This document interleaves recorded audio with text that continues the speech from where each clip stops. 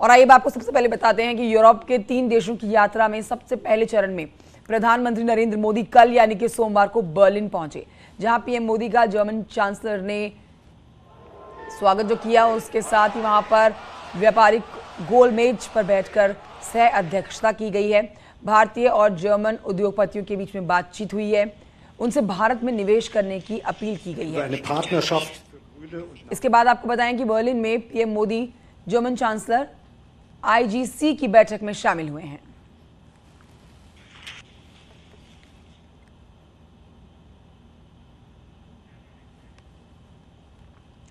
तो यूरोप दौरे में जर्मनी का पहला पड़ाव पीएम मोदी के लिए बेहद खास रहा है। यहां पीएम मोदी के स्वागत के लिए भारतीय मूल के लोगों ने पूरे बर्लिन शहर को सजा दिया। प्रधानमंत्री ने वहां प्रवासी भारतीयों से मुलाकात की और दुनिया में बढ़ती भारत की ताकत और बदलते भारत के मायने समझाए।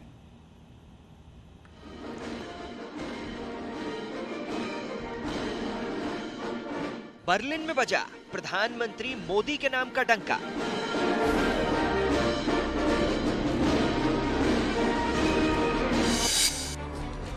स्वागत के लिए उमड़े प्रवासी भारतीय।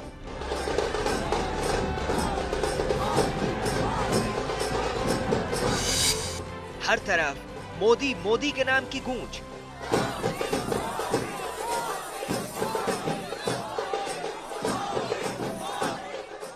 ये बर्लिन की धरती पर भारत के प्रधानमंत्री के स्वागत की तस्वीरें हैं,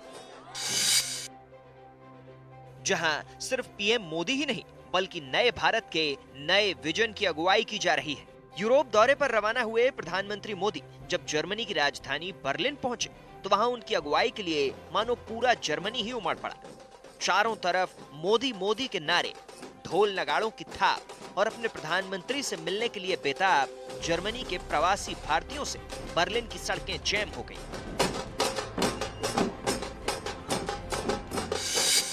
एयरपोर्ट से होटल तक के रास्ते में पीएम के स्वागत के लिए जगह जगह इंतजाम देखे गए। तो वहीं होटल के बाहर का नजारा तो किसी त्योहार से कम नहीं था। पारंपरिक कपड़ों में सजे प्रवासी भारतीयों की एक टोली ने पीएम के स्वागत के लिए जोरदार ढोल बजाए।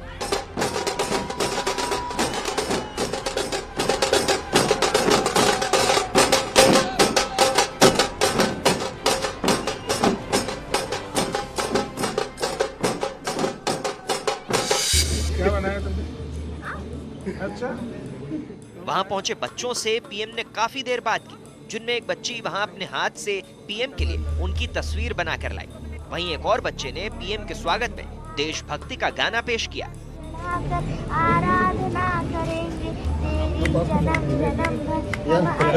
सबका मैं ही ले लो।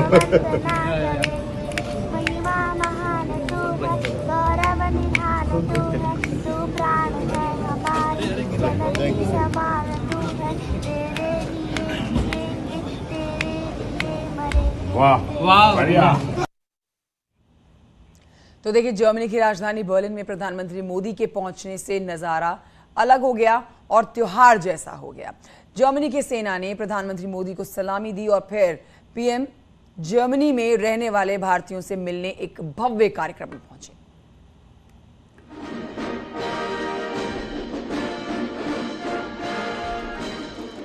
जर्मनी पहुंचे दुनिया के सबसे बड़े नेताओं में शुमार प्रधानमंत्री मोदी को वॉर्ड ऑफ ऑनर दिया गया।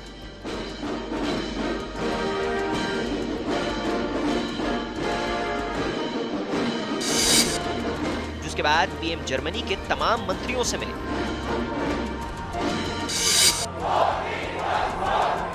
और उसके बाद जर्मनी में रहने वाले प्रवासी भारतीयों से पीएम ने अपने दिल की बात कही। आप सभी से मिलकर बहुत अच्छा लग रहा है। जहां प्रधानमंत्री के इंतजार में बैठे हजारों लोग उनके आते ही भारत माता की जय के नारे लगाने लगे। भारत माता की, भारत माता की। नमस्कार। जर्मनी में बसे भारतीयों से बात करते हुए पीएम मोदी ने दुनिया की हर समस्या से निपटने के लिए भारत को पूरी तरह तैयार बताया। साथ ही ये भी कहा कि भारत हमेशा संकट का सॉल्यूशन लेकर आया है। जब भी मानवता के सामने कोई संकट आता है तो भारत सॉल्यूशन के साथ सामने आता है। जो संकट लेके आते हैं, संकट उनको मुबारक, सॉल्यूशन लेकर के हम आते हैं, दुनिया का जयकार हो जाता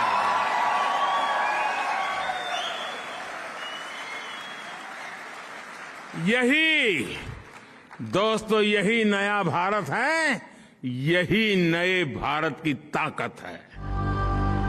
हालांकि प्रधानमंत्री ने यहाँ भी अपने अंदाज में विरोधियों को निशाने पर लेने का मौका नहीं छोड़ा। अब किसी प्रधानमंत्री को ये कहना नहीं पड़ेगा कि मैं दिल्ली से 1 रुपया भेजता हूं और 15 पैसा पहुंचते हैं।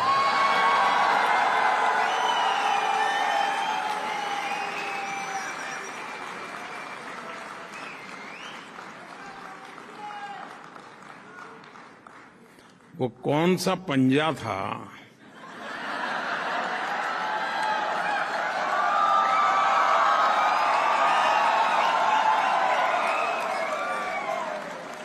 जो 85 पैसा घिस लेता था।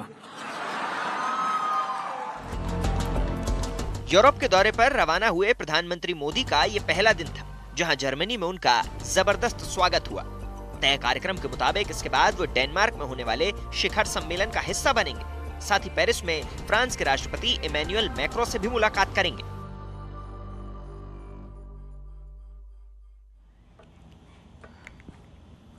और अब आपको यहां बताएं कि एक परियोजना जिस पर करोड़ों रुपए खर्च हुए, प्रोजेक्ट का निर्माण पूरा हो गया, लेकिन जिस काम के लिए प्रोजेक्ट को बनाया गया वो नहीं हो सका। हम बात कर रहे हैं नोएडा के सेक्टर 82 में बने सिटी बस स्टेशन की, जिसे परिवहन विभाग ने लेने से मना कर दिया है। कारण बस स्टेशन परिवहन विभाग की जरूरत के मुताबिक नहीं है।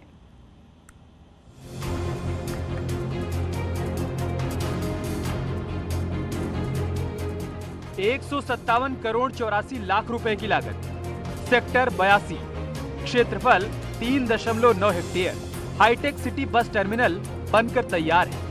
उम्मीद थी कि बस टर्मिनल शुरू होने से लोगों को आसानी हो, लेकिन अब जो तस्वीर सामने आई है वो पूरे प्रोजेक्ट पर सवाल उठाती है। साल 2015 सरकार सपा कार्यकाल, नोएडा अथॉरिटी की 178वीं बोर्ड बैठक में लिया गया अहम निर्णय, 157 करोड़ 84 लाख रुपए की लागत से तैयार बस टर्मिनल अब सफेद हाथी बनता जा रहा है। परियोजना की शुरुआत पूर्ववर्ती समाजवादी पार्टी सरकार में हुई थी। 11 जनवरी 2013 को नोएडा प्राधिकरण की 178वीं बैठक में सिटी बस टर्मिनल बनाने का फैसला लिया गया। 2015 में निर्माण कार्य शुरू हुआ। 30,784 वर्ग मीटर में निर्माण किया गया। 2 टावर बनाए गए। पहला टावर ग्राउंड +2, दूसरा टावर ग्राउंड +8 मंजिल बनाया गया। 157 करोड़ 84 लाख रुपए की लागत से बस स्टेशन बनकर तैयार हो गया। लेकिन इस बीच जब प्राधिकरण की ओर से परिवहन विभाग को स्टेशन को हैंडओवर करने के लिए पत्र लिखा गया, तो उस पत्र का परिवहन विभाग ने जो जवाब दिया, उससे पूरी परियोजना सवालों में आ गई। दरअसल परिवहन विभाग की ओर से साफ कहा गया है कि परिवहन विभाग सिटी बस का संचालन नहीं करता। सेक्टर 35 बस स्टेशन को शिफ्ट नहीं किया जा सकता। सेक्टर 82 बस स्टेशन में जगह कम है। सेक्टर 82 बस स्टेशन में सिर्फ 40 बस खड़ी हो सकती है। नोएडा डिपो 250 से ज्यादा बसों का बेड़ा है। मोरना बस डिपो में 3000 वर्ग मीटर से ज्यादा स्पेस है। सेक्टर 82 बस स्टेशन में 6200 वर्ग मीटर जगह है। मोरना बस डिपो में वर्कशॉप और मेंटेनेंस भी होता है। सेक्टर 82 बस स्टेशन में ऐसी कोई सुविधा नहीं। इसके अलावा नवनिर्मित सेक्टर 82 बस टर्मिनल भंगेल के पास है, जहां जाम भी लगता है। लिहाजा परिवहन विभाग ने हैंडओवर लेने से साफ मना कर दिया, जिसके बाद ये सवाल उठ रहा है, क्या पहले से इस बारे में सोचा विचारा नहीं गया था? लेकिन अंत में यही सवाल उठता है, क्या परिवहन निगम और नोएडा अथॉरिटी के अधिकारियों के बीच आपसी समन्वय की कमी थी? क्या उन अधिकारियों की जिम्मेदारी तय नहीं होनी चाहिए जिन अधिकारियों ने इस परियोजना को परवान चढ़ाया? फिलहाल नोएडा सिटी बस टर्मिनल धूल फांक रहा है।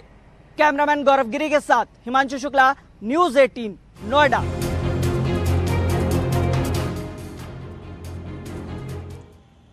इस बीच आपको खबर उत्तराखंड की देते हैं, जहां पर जंगल की आग रोकने के लिए अब वन विभाग जंगलों में पहाड़ों की रीच पर वाटर टैंक बनाएगा ताकि जरूरत पड़ने पर पानी का प्रयोग किया जा सके। तो स्टेट लेवल अफसरों को भी अब फील्ड में दौड़ना पड़ेगा। उत्तराखंड में जंगलों की आग ने तांडव मचाया है। पिछले 2.5 महीने में 3000 हेक्टेयर वन क्षेत्र आग की जद में आ चुका है। सोमवार को मुख्यमंत्री ने वन मंत्री, सभी डीएम और डीएफओ के साथ सचिवालय में फॉरेस्ट फायर को लेकर समीक्षा की। सीएम ने शॉर्ट टर्म और लॉन्ग टर्म योजनाएं बनाने पर जोर दिया, जिससे जंगलों में नमी बनी रहे। साथ ही वाटर टैंक बनाने की भी बात कही, जिससे आग बुझाने में आसानी हो। वन पंचायतें हैं, वन पंचायतों के साथ साथ युवक मंगल दल, महिला मंगल दल और साथ में जो हमारे आपदा मित्र हैं, उन आपदा मित्रों को और उस क्षेत्र के रहने वाले जो हमारे ग्रामीण लोग हैं, उन सभी को सम्मिलित करके हमने कहा है कि ऐसी योजना बनाई जाए, दीर्घकालिक योजना और शॉर्ट टर्म और लॉन्ग टर्म दोनों प्रकार की योजनाएं, वाइल्ड लाइफ की भी जो है जिसमें सुरक्षित रहे, जिसमें जो हमारे पशु हैं उनकी भी सुरक्षा हो। हम लोगों ने लगातार प्रयास किया कि पब्लिक पार्टिसिपेशन हो और जो दीर्घकालीन नीति है उसमें भी हम लोगों का ये प्रयास रहेगा कि कम्युनिटी इन्वॉल्वमेंट के माध्यम से हम इसको आग की घटनाओं को रोकने का काम करें, जिसमें हमने कई इनोवेटिव साल लिए हैं। इसके साथ ही सीएम ने स्टेट लेवल ऑफिसर की भी जिम्मेदारी तय करने को कहा। सीएम ने स्टेट लेवल ऑफिसर को जिलों का नोडल ऑफिसर बनाने के निर्देश दिए। रिस्पांस टाइम कम से कम करने के साथ ही सहभागिता बढ़ाने पर जोर दिया। वहीं भविष्य में ग्राम सभा लेवल पर फायर मैनेजमेंट कमेटियां बनाई जाएंगी। इसलिए माननीय मुख्यमंत्री जी ने भी स्पष्ट निर्देश दिए हैं कि किस तरह से स्थानीय जनता का सहयोग मिल सकता है। आपकी नीति इस तरह की बननी चाहिए, साथ में ताकि उनकी सहभागिता मिल सके, उनको लग सके कि वन उनका अपना है, वन उत्पाद उनका अपना है। जंगल की आग से हर साल बड़े पैमाने पर वन संपदा राख हो जाती है, लेकिन इसका आकलन ठीक से नहीं होता। बेजुबान वन्य जीव तो इस आकलन में शामिल ही नहीं होते। आग से सूखते जल स्रोतों का तो कोई हिसाब ही नहीं है। न्यूज़ 18 के लिए देहरादून से सुनील नवप्रभात की रिपोर्ट।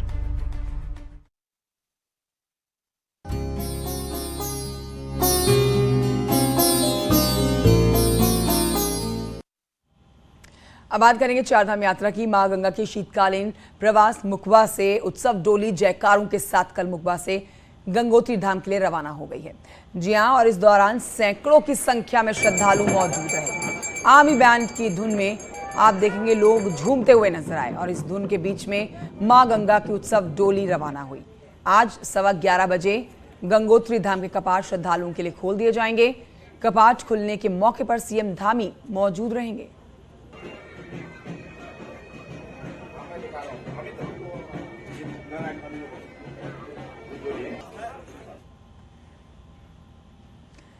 वहीं आपको बताएं कि आज अक्षय तृतीया के पावन पर्व पर विश्व प्रसिद्ध यमुनोत्री धाम के कपाट दोपहर 12:15 पर श्रद्धालुओं के लिए खोल दिए जाएंगे।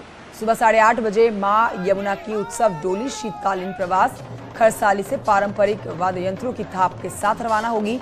यमुना के भाई शनिदेव की डोली की अगुवाई में यमुनोत्री धाम के लिए प्रस्थान किया जाएगा। विधिवत हवन पूजा अर्चना के बाद वैदिक मंत्रोच्चारण के साथ यमुनोत्री धाम के कपाट दर्शनार्थ खोल दिए जाएंगे।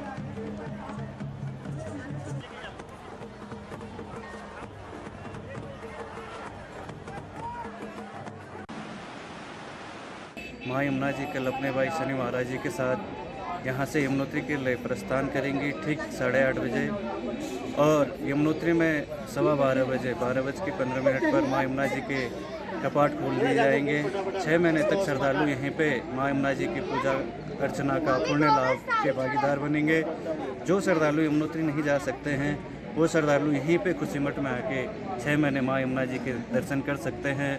जय श्री राम। एक बहुत ही छोटे से ब्रेक के लिए यहाँ पर रुक रहे हैं, जल्द लौटेंगे।